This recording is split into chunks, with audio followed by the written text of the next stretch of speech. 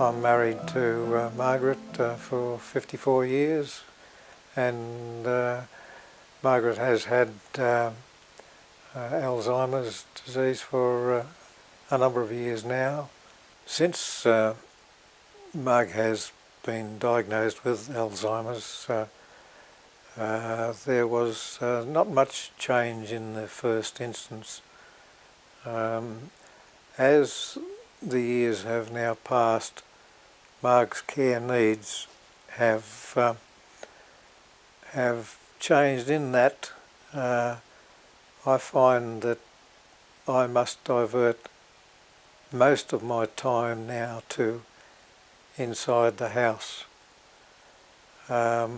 When I need to be outside, Marg is usually outside with me, and she does prefer to be out in the garden. However, the needs that Marg has inside are ongoing guidance at all times. She is quite capable of doing things such as getting simple meals. However, she is always asking for guidance in the preparation of those meals, and I'm quite happy to have her do as much work as is possible, because it sort of helps her sort of maintain a sense of dignity. Marg and I have always sort of done things together. We enjoy doing the gardening together, we enjoy holidays together, we enjoy outings together, we enjoy visiting people together. And basically we've done everything together throughout our life. In the last few years, our way of doing things together has changed in that Marg goes to a respite care place twice a week, and I find that I'm now doing the shopping on my own, doing the banking on my own, doing all the ancillary things of keeping a house running. I pay the bills, and I just generally keep the house running in as calm an order as I possibly can. I help in hanging the clothes on the line. I do all the vacuuming, I do the washing up occasionally, and the drying. I generally get the breakfast ready now. It is becoming increasingly common that when Marg asks me for directions in what I want to eat, such as what is to be prepared for a meal, I even get to the stage of writing this down, placing it in a very prominent position, and telling Marg how that note is to be sort of followed. However, the outcome of all that direction and talk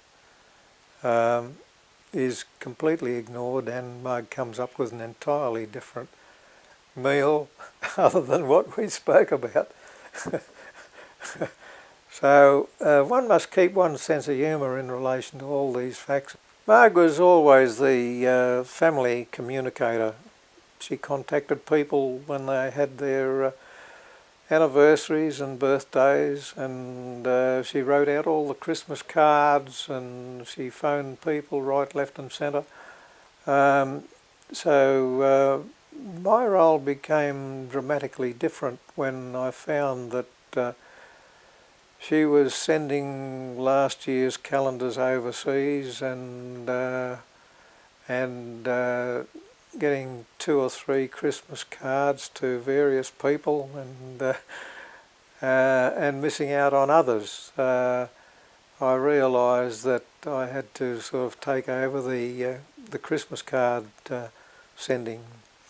This was all completely new to me, and I found it was quite traumatic to start with, because I didn't know people's addresses, I didn't know the circumstances involved. I decided never to buy anyone Christmas presents anymore, and as far as birthdays and that sort of thing is concerned, then I had no idea when birthdays and anniversaries were, because Marg had never written them down.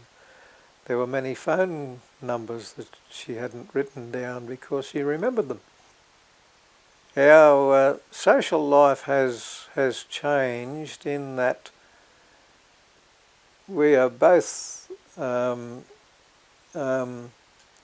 probably not exactly reluctant to visit people, but we seem as though we don't have the energy to make the effort to go out to see people. Frustration raises its ugly head in an instant sometimes, particularly when you're asked the same question time and time again. My patience, which I have an abundance of normally, wears extremely thin, and I find I tend to explode for no apparent reason, just through frustration, fairly quickly. And I'm always sorry about that when it does occur. And Marg sort of takes a step back under those circumstances, and she's quite okay for 5 or 10 minutes. But these things do tend to get to you from time to time.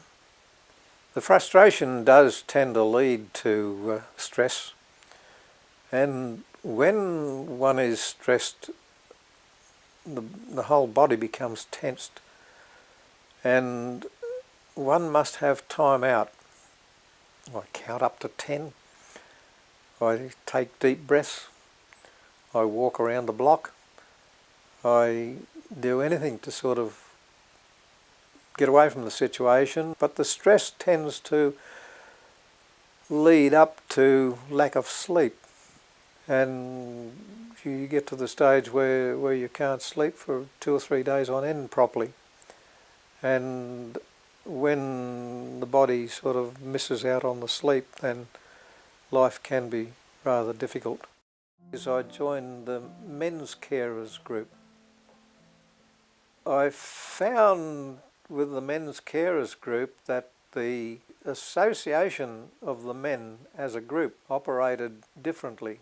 And when I'm in the Alzheimer specific group, which is men and women, we don't sort of talk about men's problems or women's problems, we talk about circumstance problems. With the men's carers group, we tend to talk about our own little problems as men, and I found that before attending the men's carers group, I couldn't talk about my personal situation whatsoever. However, I have learnt to do that, and I find that much more easier these days to talk about my own personal situation. The men's carers group also has people coming along to talk on psychological matters, legal matters, specific human relation matters, any subject that is applicable to being a carer, and as such they have been extremely helpful, and the men's group in particular has been extremely helpful to me. I find my life now has centred around the problems of being a carer, and it is quite diverse, quite widespread, but everything can be sort of tackled in a reasonably logical way, providing one communicates with like-minded people.